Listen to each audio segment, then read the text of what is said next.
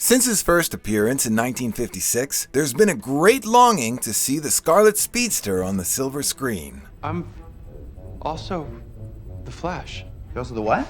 A hero is only worth as much as the villains they face. To bring out the best and worst in Barry Allen, you need strength, you need speed, and you need mean. We've binged through the Arrowverse to bring you 10 Central City antagonists we'd love to see Ezra Miller's Flash take on in the DCEU in 2022.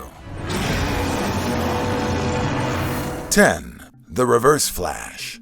Professor Zoom, the man in the yellow suit, Flash's mother's murderer, the infamous interchronological bandit. The reason his pop is in the slammer. He's the bad mother shut your mouth, whose evil knows no bounds and can seduce Flash's friends to take on his mantle. From Eobard Thawne, to Harrison Wells, to Barry's future daughter Nora Allen West, aka XS. In all versions of the Reverse Flash, there's no line he won't cross, no boundary he won't run over to destroy Barry Allen. Who are you? You know who I am, Barry. He's the most likely Flash villain to hit the big screen as he offers an extremely personalized enemy. We've already been introduced to Barry's tragic family drama in the DCEU, and the Reverse Flash would help continue that storyline. It is your destiny to lose to me, Flash. 9. King Shark. Shay Lambden, aka King Shark, is an old-school DC Universe villain. In the Arrowverse, he was brought by Zoom, who we'll get to later, from Earth 2 to put Barry Allen in the dirt so he could be allowed to return home. I know the Flash is here. He's bulletproof, strong, and agile in and out of the water, making him a formidable foe for the Flash. In other versions of the lore, King Shark is a demigod and a member of the Suicide Squad. We could even see a more powerful version of this villain give the world's fastest man a run for his money, and could even tie him into James Gunn's The Suicide Squad movie, as well as future Aquaman installments, as his family lineage ties into the Atlanteans. Sidebar: in the Harley Quinn animated series, Aquaman revealed King Shark's royal heritage and expressed major disappointment in the majestic carnivore. You're not my dad! That is contrary to what she said. Ahoy! Ha, we love that episode. 8. Gorilla Grodd. You can't talk about King Shark without talking about Gorilla Grodd. When these two titans fought, Central City shook. That rumble in the concrete jungle has a place in over-the-top television history. This telepathic primate has an army of apes at his disposal, used mind control to bring Joe West to the brink of shooting himself, and even tried to assassinate a young Barack Obama to make America Grodd again. Much like Koba in Rise of the Planet of the Apes, he's a product of human experimentation. And just like Koba, he wants dominance over the humans who had previously enslaved him, and all other humans as well. Grodd is King Kong if he went to an Ivy League school. His sophistication and aggression could make for a villain of Thanos' caliber in the DCEU, and his ability to command troops could make this a job too big for the Flash to handle alone. He could have to enlist the help of the Justice League, hopefully Snyder's Justice League, or make him have to make his own team, Team Flash. 7. Captain Cold. Captain Cold is the Thomas Crown of Central City. A smooth criminal who steals for the thrill of the chase is always a great challenge to Barry's CSI detective side. A mere human with a really powerful gun, he had to develop other aspects of himself to excel at criminality. He knows people well and knows what makes them tick and uses that against them. Like the way he uses Barry's need to save people to pin him against the ropes. In the DCEU, Captain Cold could push this to the max, creating hostage situations and kidnappings to make Barry have to make the hard decision of who to save.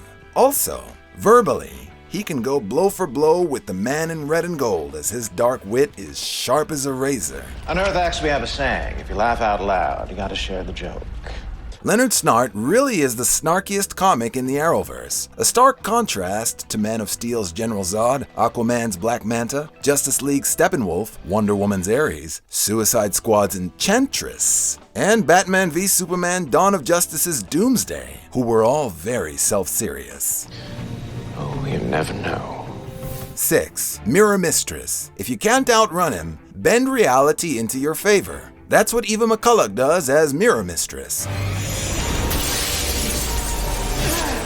as did her mantle's predecessors Sam Scudder and the comics' Evan McCulloch, the Scottish prankster. Mirror Mistress can appear and disappear into any reflective surface, making her a frightening character as she feels perpetually omnipresent. A vengeful goddess, if you will. Her ability to suck people into her mirrorverse, warp their minds, and make them into mirror clones that do her bidding make her a scary Flash villain candidate. Imagine a mirror clone of Batman, or Superman, or Barry's father. When everyone is a suspected clone, it makes for a tension-filled movie where we don't know what to believe and who to trust. That's why we'd love to see Mirror Mistress and all her female black hole acolytes gang in the DCEU mix. 5. The Thinker. With an arrogance that rivals that of Lex Luthor's, Clifford DeVoe, aka the Thinker's need for power through control is intense.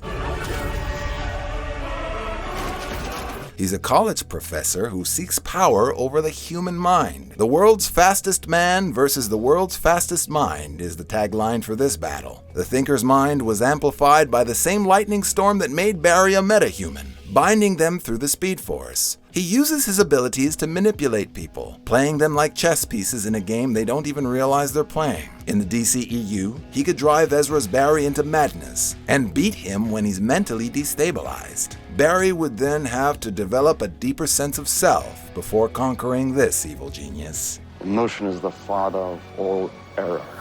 4. Time Wraiths. Time Wraiths are unique to the Arrowverse. Move over, Jean-Claude Van Damme. These are the time cops of the Speed Force. They keep order and prevent timeline changes. Obviously, a lot of Time Wraiths were slacking on the job as every Earth except one, Earth Prime, was destroyed in Crisis on Infinite Earths to reset all the ever-confusing timelines. The most powerful and ugliest of all Time Wraiths is the Black Flash. They seem to be able to convert all Speed Force violators into one of them as punishment.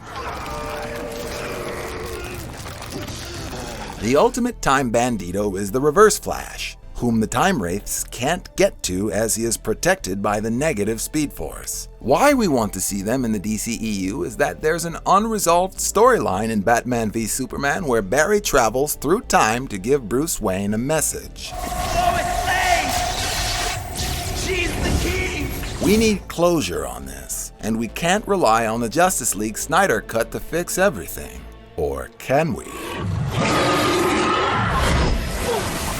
3. Killer Frost. Caitlyn's father, Thomas Snow, experimented on her to help her with her ALS. The road to his daughter's hell was paved with good intentions, as the experiments made her develop an alter ego that she repressed for 17 long years. When she unloads her Killer Frost powers, she doesn't remember what she did once she comes back to her usual self. After using her powers to defeat Savitar, like Bernard in Westworld, she developed the ability to switch her dark side on and off at will, and she just goes by Frost now. The DCEU could use a Killer Frost, an unpredictable, uncontrollable, wild enemy with a lot of power. To see the Flash have to navigate battling a friend and even having to contemplate ending Frost to save Central City could maximize the drama for our hero.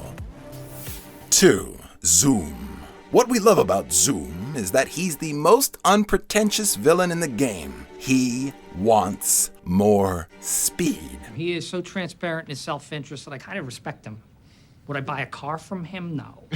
He's what would happen to Usain Bolt if he got banned from the Olympics and turned to the dark side. He simply wants to be the world's fastest man by any means necessary, stealing Flash's and anyone else's speed so he can run interdimensionally. He could introduce interdimensional travel into the DCEU, and we could get all kinds of different Supermen, Batmen, and Flashes mixed in there. Sidebar, listen to that voice.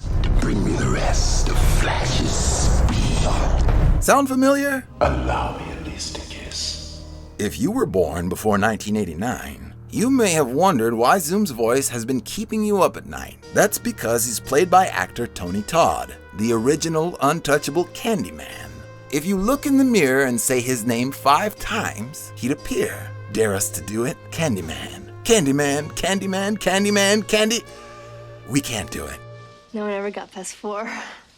1. Savitar. Unlike Zoom, Savitar is quite an eloquent and poetic villain. In the Season 3 episode Cause and Effect, he tells Barry, "I was broken and alone. I wanted the pain to end, and that's when I realized the truth, Barry. God feels no pain.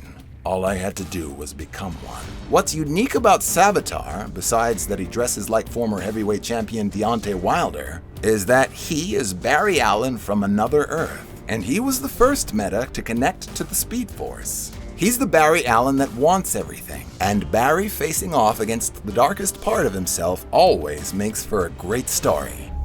It's like looking in a mirror. Well, not quite. It's like looking in a mirror, only not. The Arrowverse is a massive place. Which villain would you dig up and smash into the Flash's solo debut? Who are you mad we didn't mention? Any Turtle fans in the house? Or Turtle 2? Let us know in the comments down below, and like and subscribe for more from the Binger. Long live the red and gold.